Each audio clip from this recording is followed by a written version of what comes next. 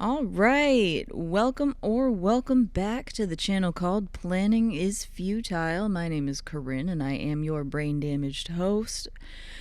Today I wanted to talk about 3 words that got drilled into my head during college and then I had to use them constantly going forward in, career and whatnot. I left off with the last journey through video. We were going on a journey through my academic career. So now, afterwards, I started working with kids.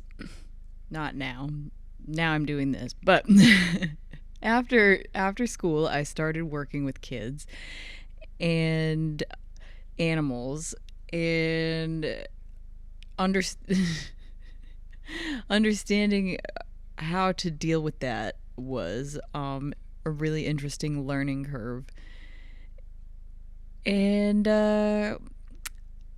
so I did I did a lot of seasonal jobs. I'm laughing because I'm just like, "Oh my goodness, how do I even explain how seasonal jobs work and like the way that I randomly cobbled together like a year's worth of work every year?" So, for the longest time, I was doing seasonal work. I was working at various summer camps and environmental education centers. Those were the majority of like what I was doing. It was a lot of science classes, teaching the kids about nature and plants and animals and identifying those and teaching them how to use compasses, teaching them how to do all sorts of different things at various places. And so my resume is just, it looks like an insane patchwork of seasonal jobs basically, and anyone who's done seasonal work knows how that goes. So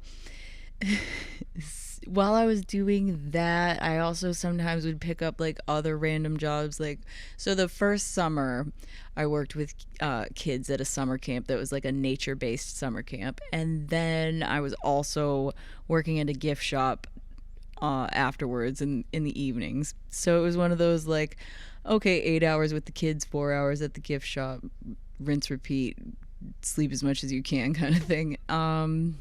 And when I was also cleaning houses in the mornings on Saturdays. So it was just one of those like, hi, I'm overexerting myself all the time. Hi, how you doing? Yeah, I'm tired. What's up? But that was a really good job. Just running around with the kids, helping them create nature-based crafts and paint fish and go out to the tidal flats and learn about crabs and turtles and all sorts of stuff. That was really, really fun. So, I will recommend, like, if you're the kind of person you love being outside, you want to know what it's like to work with kids, if you can find one of these kind of like nature education summer camp type things. We had a lot of my coworkers were people who were still in school for like education and stuff. I'm sure plenty of people who do that already know about those kind of things, but in case you didn't.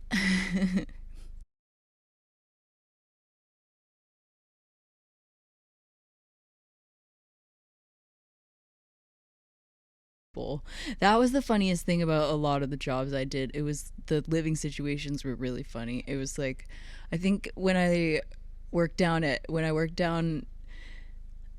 the internship at US Fish and Wildlife, there was a house full of like 12 people, and then the next job I did at a summer camp was like 12 or 13 people.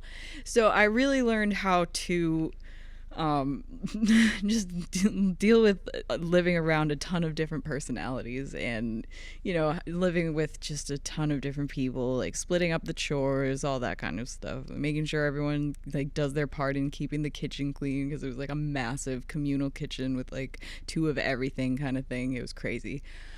So all that kind of stuff.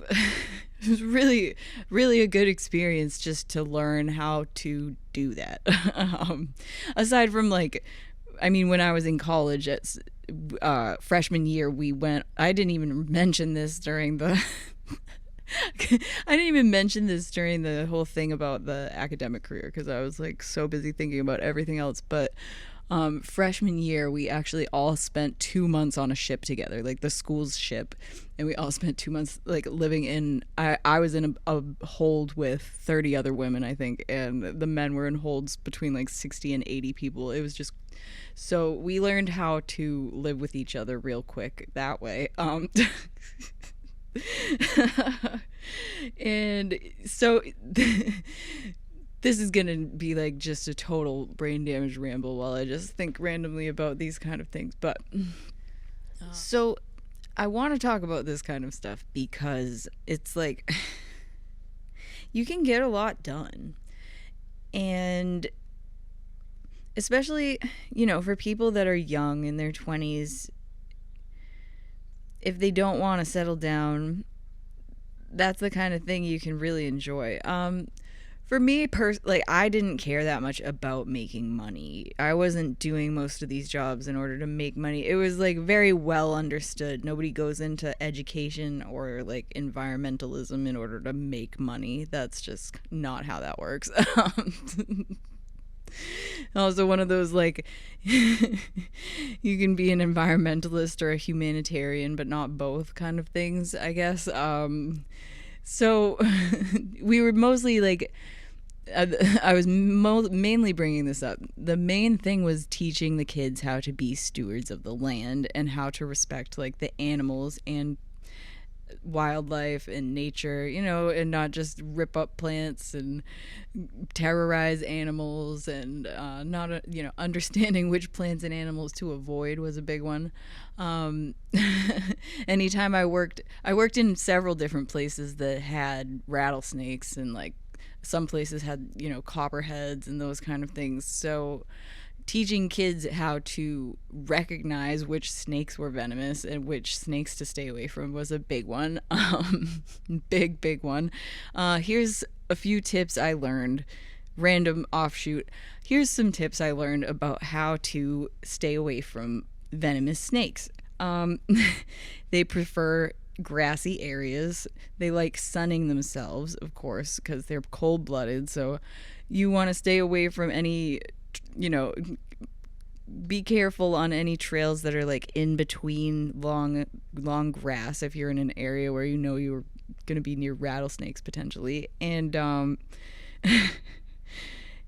the good thing to know if you do happen upon one, is their strike distance is 2/3 of their body length. So if they're coiled up, or if you see them, all the way extended and then they do coil up, they can only strike out at you approximately 2/3 of their body length. So if they're 4 feet long, right, you want to be 3 feet away from them, or you want to be as far away from them as possible either way. But they also like to create nests in rocky areas. So if you have like an area with a lot of cliff type stuff, like really hilly rocks, and with like especially if it's like a pile of rocks and then there's some brush in between the rocks kind of thing, stay away from that. That's where they like to make their nests, if you're in an area with rattlesnakes and stuff like that. So working in areas that had rattlesnakes made me really, really interested in rattlesnakes and like venomous snakes in general. And I guess people could say that's because I have a death wish, or I was just testing my luck to the like nth degree. But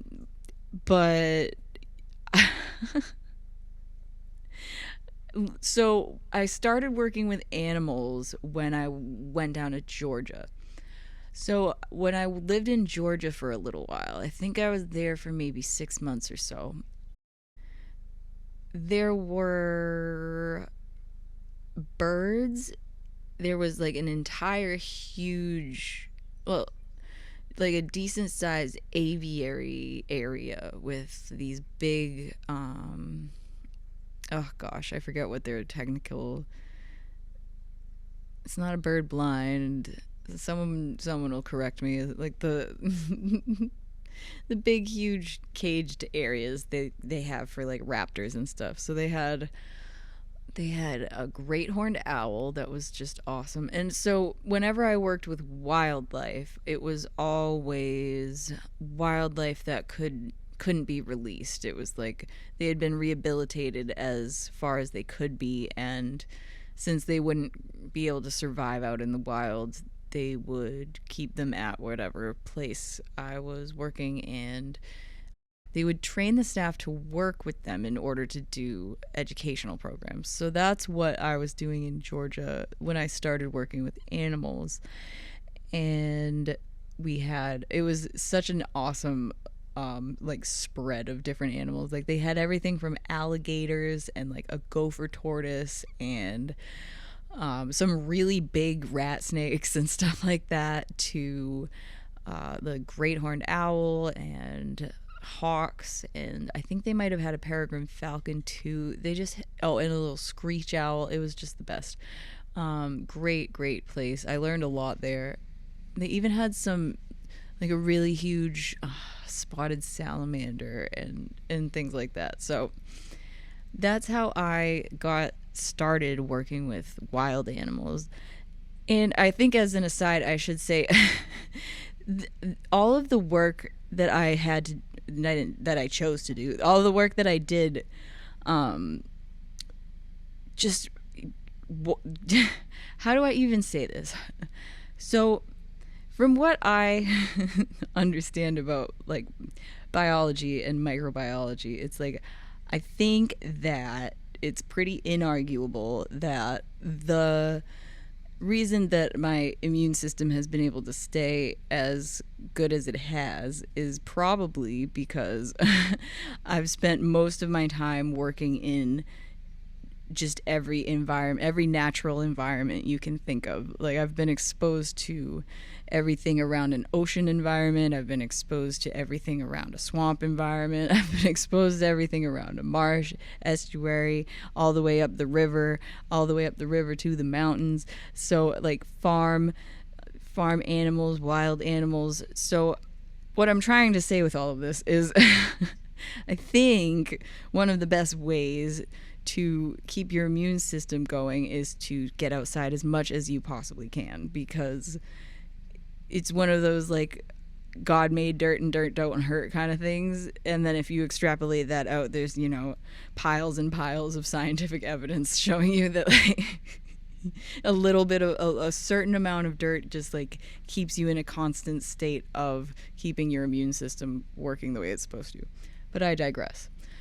I'm not a scientist. I'm not a doctor, so I mean, the thing I liked the most about working with kids, this is going to just kind of all be a random, like it's all just going to be random offshoots. But one of the things I liked the most about working with kids was that I never, ever, ever really wanted to get drunk when I was working with kids, because anyone who's ever worked with kids, you know this. If you've ever gone in to work, even the slightest, tiniest bit hungover, it's just the most brutal, awful experience of your whole life every single time. Like, I think in all of the time, let's see, if I worked with kids for, I don't even know, like on and off for like 6 years or something. In all of that time, I think I was hungover twice, because it was just the most awful, brutal experience I had ever had for a work day. You simply cannot.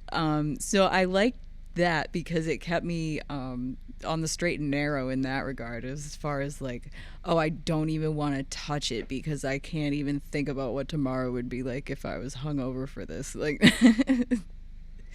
so I think that was kind of, well, A, it's how you're supposed to do that anyways, and then B, it was a really good deterrent because you're not supposed to do that anyways. So the reason I have such like harsh opinions about certain things, or I guess not harsh, but just I sound harsh. I sound like a know-it-all or an asshole sometimes, just because it's like I get kind of I get so literal about things, then I'm just like, well, if this is the right way to do it, then why aren't you doing it the right way? I don't like my brain. And it's like, sure, that question absolutely stands for anything I do myself. When it's like, well, if this is how you're supposed to do stuff, why aren't you doing it the right way? I ask myself that frequently as well, and I think that's kind of one of those things like we should all be asking ourselves, like, is this the right way to do it? Well, if it's not the right way to do it, then why are you doing it this way? Um, one of those constant self-correction kind of things, keep you on the straight and narrow, I guess. I don't know. I'm really getting off topic now, but I just wanted to come and do a nice kind of uplifting, I guess, brain damage ramble, since I left off on such a cliffhanger talking about working with kids. But it's like I was going through trying to make a video that was more detailed about working with kids, and I was just like, I did so many different things. Like, I'm gonna have to just do different little stories and stuff, because there is way too much. Like, there's so many silly little quotes and stories and stuff that I can think of that I'm just like, all right, hold on, I need to reevaluate how I'm gonna do this, because one video is not gonna do it justice, because kids are hilarious. Like, one of the funniest kids I ever worked with, we were just standing in a field one time, and he was like, you know that lady from The Sound of Music? And I was just like, yeah. He was like, she must have had so many ticks on her. Because of course that's one of the things we're always telling them, like, make sure you're checking for ticks. Oh, like, we just went through wherever, so check for ticks kind of thing. So he's just, oh, I love that kid. Another time I watched one kid steal food off another kid's plate, and the kid whose food was stolen, he slapped his finger, and he slapped his hand, and he was just like, get your crusty dusty hands off my food. And I had to like compose myself and pretend that's not hilarious, and like scold both of them, like the first one for doing it in the first place and the second one for slapping him a little. And I'm just like, oh my gosh, trying to hold my shit together because they're hilarious. The best part about working with kids is just the funny stuff they say. Oh, also, that's one of the things I wanted to talk about when it comes to like discipline and stuff like that. One of the places I worked had they had a poster where you could write down the stuff the kids said, and then they had a poster that was basically like just shaming the staff for whenever they do anything wrong or like say something really, really stupid. It was almost, I think they had a tally for like if you'd sworn in front of the kids, and it was like a competition of who could, slip up the least kind of thing, if that makes sense. I mean, clearly you're not supposed to be swearing in front of everyone's children, obviously. So we were very on top of each other all the time in any of the jobs I was for that kind of stuff. And that's part of why I'm able to like switch it on and off kind of thing. Like, I can do a fairly good job of not swearing when I really need to, because the company is just inappropriate for it, like children. Because of that, I mean, I had like a PR for myself. I was always trying to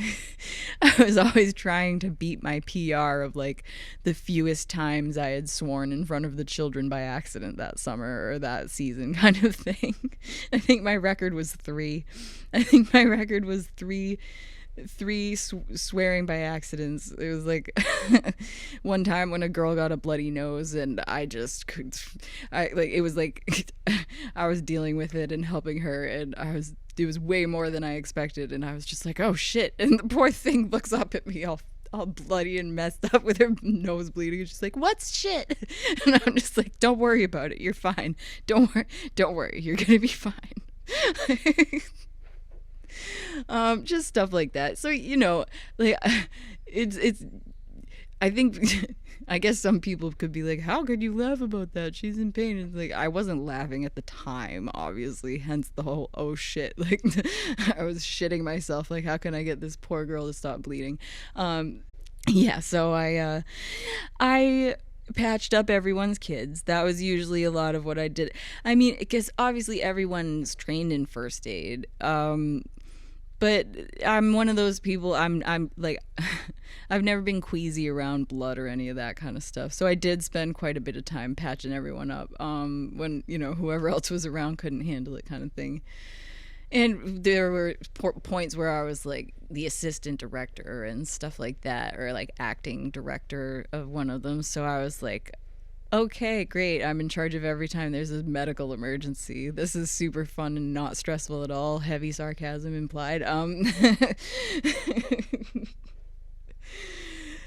I mean, obviously, I wanted to do it or I wouldn't have been there, but that was super. That was the only really, really stressful part about working with kids is when they get hurt. It's really, really so stressful because it's, 99.9% of the time just a weird accident because they're messing around and there's like nothing anyone could do to stop it, kind of thing.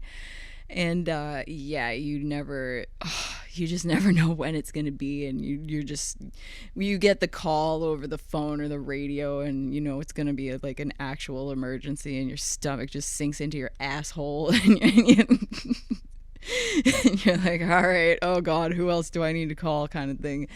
Like I used to have to work with like the EMTs and the like search and rescue and stuff if things went bad, kind of thing, because one of them was like fairly isolated out in the woods out there. So I was in touch with all of the people I needed to be in touch with to make sure the kids didn't die. The local fire, the local stadies or whatever, they were stationed in the park, kind of thing, and all that kind of stuff to make sure the kids didn't die. So that was my job then.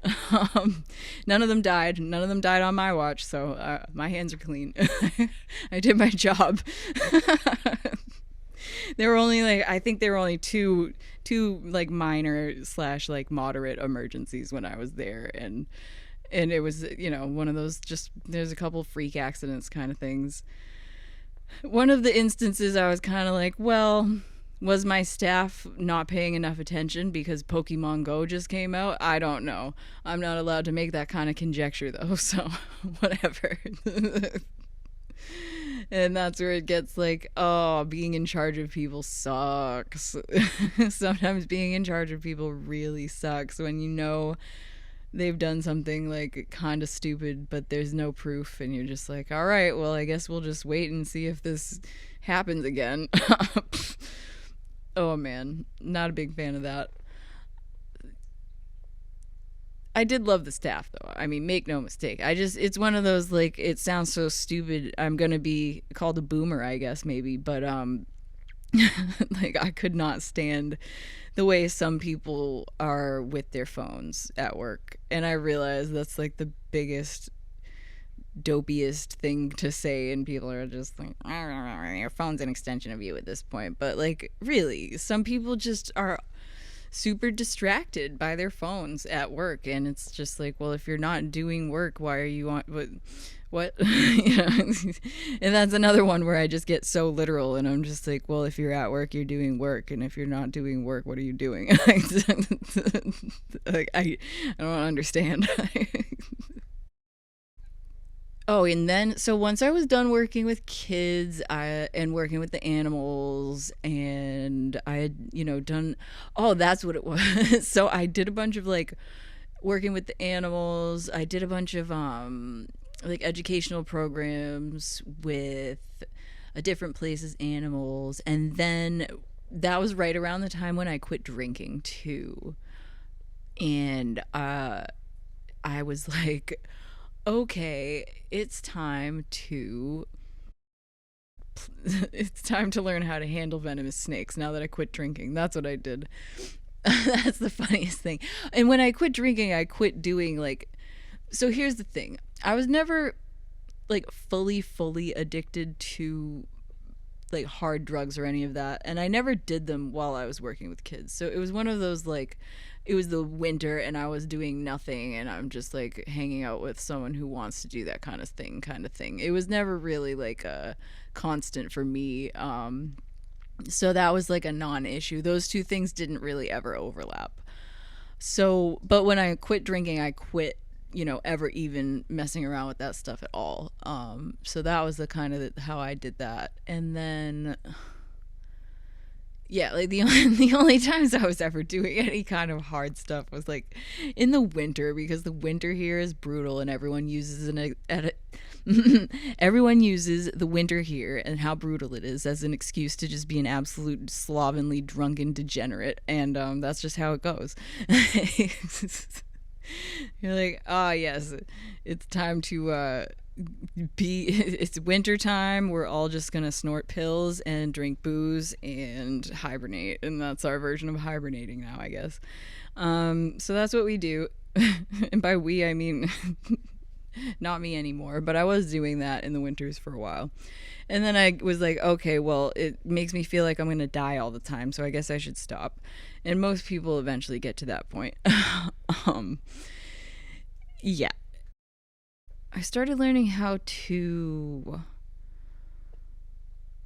handle venomous snakes because I needed a new adrenaline rush, since I stopped doing drugs and drinking. And I was like, how do I replace that kind of rush? Oh, I guess I'll just handle an animal that could murder me. I mean, it was really a fair replacement, I guess. Yeah, like when you think about it from that kind of context of like, ah, yes, so I needed something to replace the hole in my life left by like the fact that I no longer drank or, messed around with any kind of drugs at all. And yeah, so I was like, yeah, let's just see what the danger noodle's all about.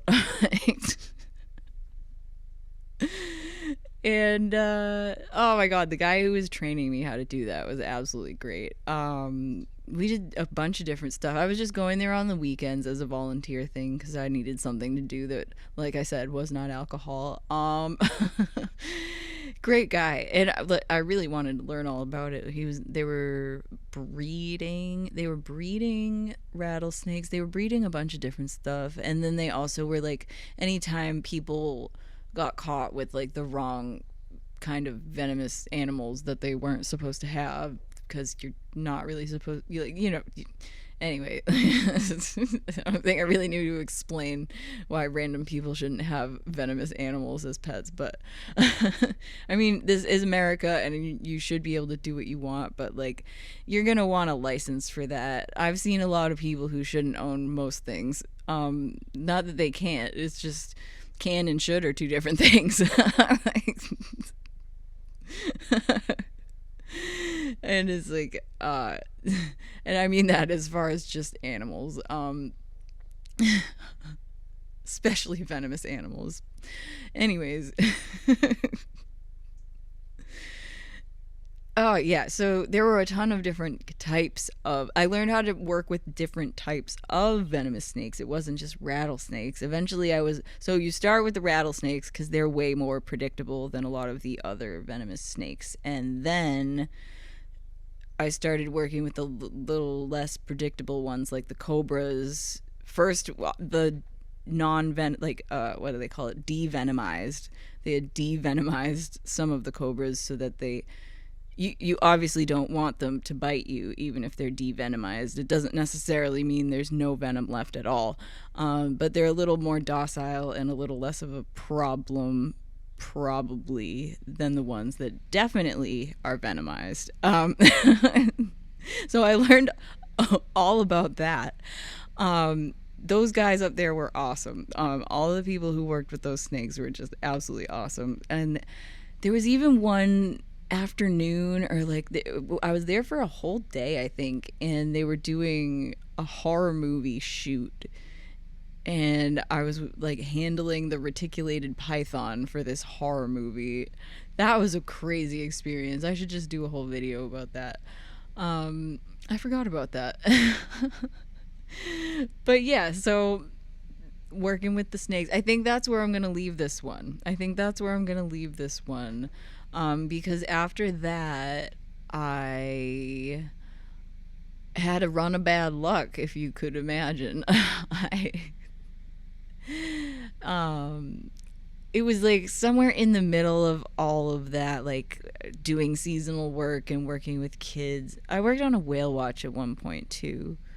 Yeah, there was one summer I was like the assistant director of a camp, and then I also was working on a whale watch on the weekends, just like way overextending myself as usual, trying to work 7 days a week, which is just like some people can handle that for for however many months at a time. I've found out like my maximum when I was 100% like with it, without the most recent brain injury, my maximum was approximately like 2 or 3 months at about 7 days a week, and after that I was done.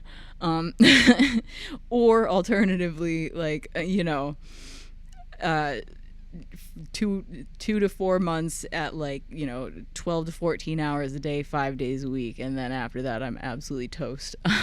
When I was like in my peak. Oh, being in your early 20s, man. I look back at like the energy I had in my early 20s now the same way I used to look at the energy I had as a kid when I was like in my early 20s. Oh gosh. Anyways, getting old is just so much fun. What do they say? It's a getting older is a privilege not afforded to many, so you can't complain about it. Um, that's the rules, I guess. And yeah, so I did have a run of bad luck after I quit drinking and I started working there. And it was one of those, like, finally the weight of reality hit me of like, oh, in the middle of all of this, I had this instance where I was like violently assaulted and I need to deal with that so I can stop having like issues, kind of thing, like emotional dysregulation type issues. So that was that. We'll start off the next video. This is where I'll start off the next video.